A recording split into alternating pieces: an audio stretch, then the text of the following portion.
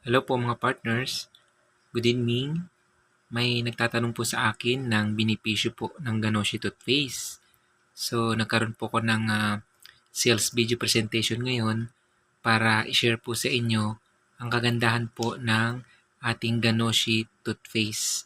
Alam niyo po ba, dahil mataas po ang kalidad ng Ganoderma extract na nakasangkap po dito, siya po ay may food gel, menthol, at wala po siyang artificial coloring, wala po siyang preservatives na inihalo.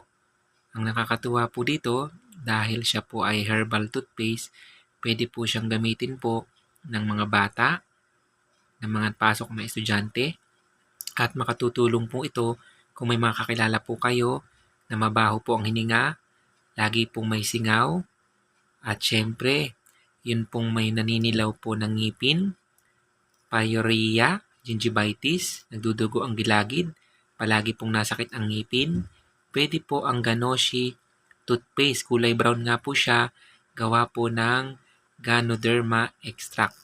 Dahil po sa pag-experiment po ng ating mga member, na pansin po nila na pwede pala po ito gamitin na panghaplas sa leeg kung kayo po inuubo, masakit po ang tiyan, kinakabag, at syempre kung may lagnat po, pwede pong ilagay po sa towel na may konting tubig, imamasahe po sa buong katawan.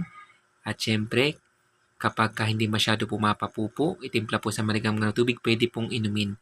Huwag po kayong matatakot, wala po itong fluoride or saccharin na nadiscover po na isang matapang na chemical na delikado po kapag ating pong nalunok.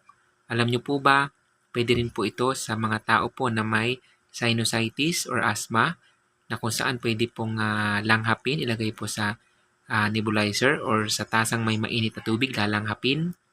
Pwede po itong pang-first aid sa makating balat, nakagat po ng insekto, kung kayo po ay may pigsa, napaso, at base po sa nakagamit, nakatulong daw po ito sa kanilang almoranas.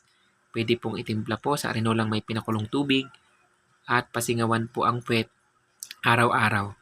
At alam niyo po ba, maganda rin po itong facial wash kapag kayo po ay medyo maraming pimples. At syempre, sa mga babae naman po, pwede pong feminine wash, ikakanaw lang po sa maligamgam na isang tabong tubig.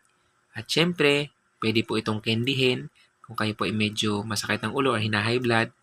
Pangmasahe rin po sa mga may rayuma, nananakit po ang mga katawan, mga dugtungan ng buto, pwede nyo po itong gamitin. Ang nakakatuwa po dyan ay palibhasa po siya po ay herbal, matipid pong gamitin, at syempre kapag binuksan nyo po, kulay brown po ang kanyang pinaka-paste.